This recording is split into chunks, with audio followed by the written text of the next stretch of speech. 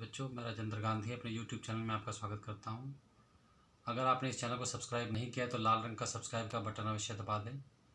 आज की वीडियो में हम आपकी पाठ्य पुस्तक के 10वें पाठ के अभ्यास पर चर्चा करने वाले हैं, जिसका नाम है विश्व बंधुत्वम, अर्थात संसार के प्रति भाईचारा। तो आइए आज का वीडियो शुरू करते हैं। पहला प्रश्न है उच्चारणम कुरुत, उच्चारण करो। सबसे पहले है दुर्भिक्षे, अकाल पड़ने पर। विश्वसंति अर्थात विश्वास करते हैं। ध्यातव्यम, ध्यान देना चाहिए। राष्ट्र विप्लवे, देश पर विपत्ति के समय में। उपेक्षा भावम, उपेक्षा की भावना। दुख वाक अर्थात दुख का भागी। विश्व बंधुत्वम, संसार के प्रति भाईचारा। विद्वेषस्य, ईर्ष्या की भावना। प्रदर्शयन्ति, प्रदर्शित करते हैं। दूसरा प्रश्न है मंजुषाता है समानार्थक पदानी चित्वा लिखत। इस पेटिका से समानार्थक शब्द लेकर लिखने हैं।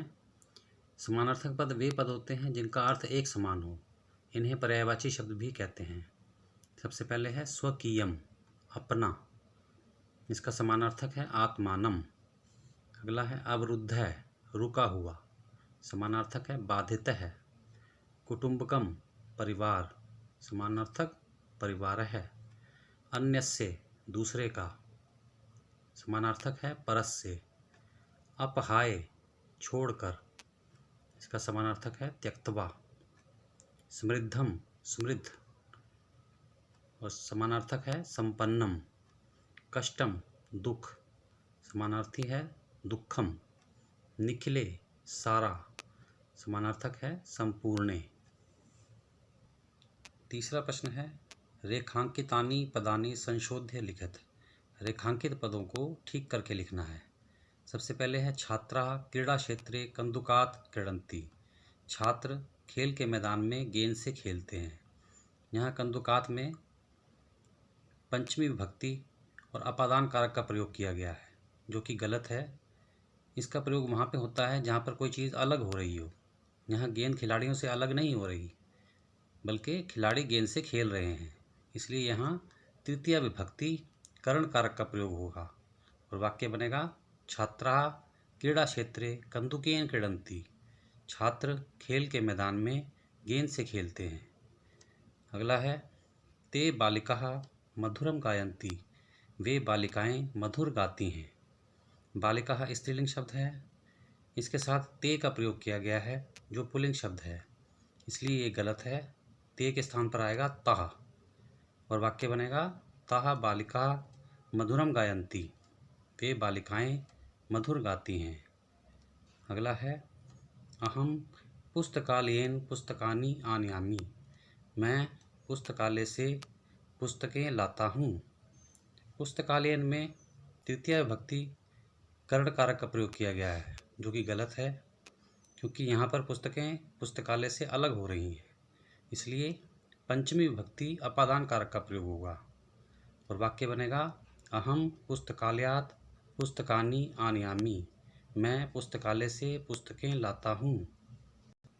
अगला है त्वम किम नाम, तुम्हारा क्या नाम है। यहाँ त्वम का प्रयोग किया गया है, जो गलत है। त्वम के स्थान पर तव का प्रयोग होगा, जो कि षष्ठी विभक्ति संबंध कारक है। तव किम नाम, तुम्हारा क्या नाम है।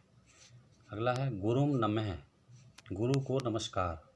यहाँ गुरु की द्वितीय विभक्ति का प्रयोग किया गया है, जो कि गलत है, क्योंकि नमः के साथ चतुर्थी विभक्ति का प्रयोग होता है और वाक्य बनेगा गुरवे नमः, गुरु को नमस्कार।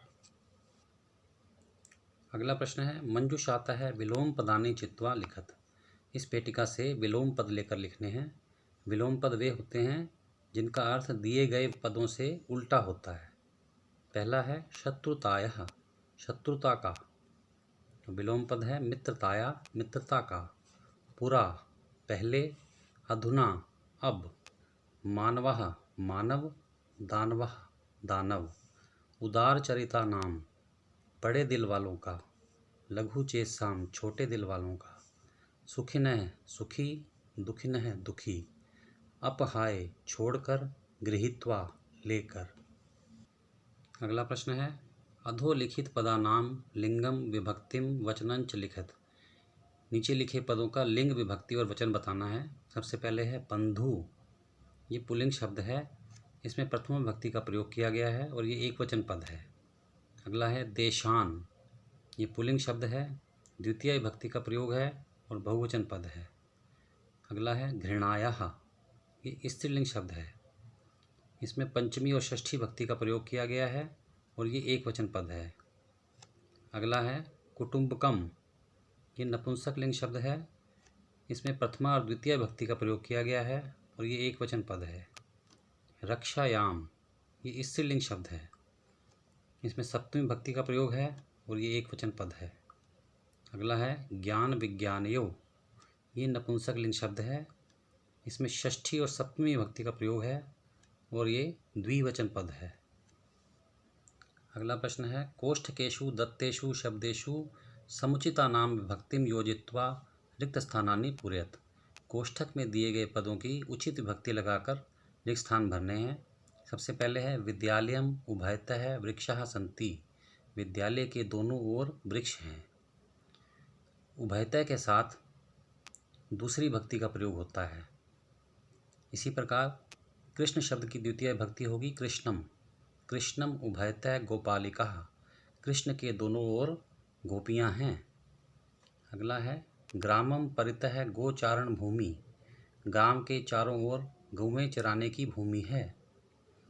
परितः के साथ दूसरी विभक्ति का प्रयोग होता है, इसलिए मंदिर शब्द की द्वितीय विभक्ति होगी मंदिरम, मंदिरम परितः भक्ता, मंदिर के चारों ओर भक्त हैं।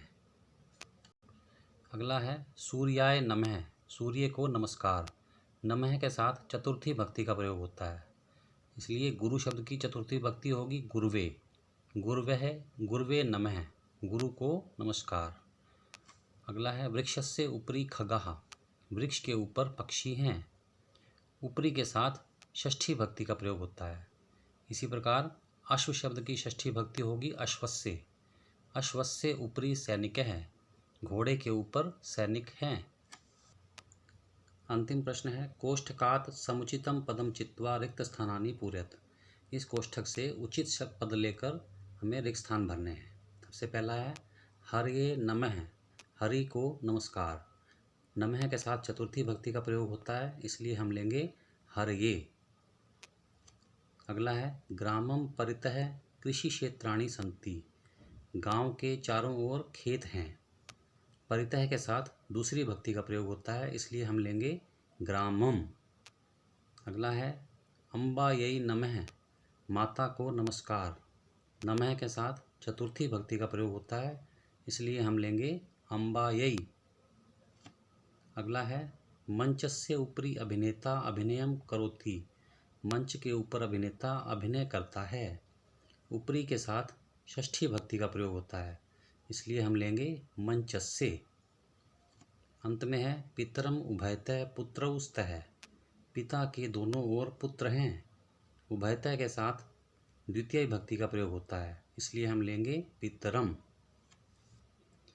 प्यारे बच्चों, अगर आप छठे और सातवें प्रश्न को और अच्छी तरह से समझना चाहते हैं तो आपकी पाठ्य पुस्तक के पीछे पेज नंबर 90 पर उपपद विभक्तियाँ दी गई हैं, आप उनका अध्ययन अवश्य करें। इसी के साथ आज का अभ्यास कार्य समाप्त होता है। अगर आपने इस चैनल को सब्सक्राइब नहीं किया तो अवश्य कर लें। धन्यवाद। आप सबका कल्याण।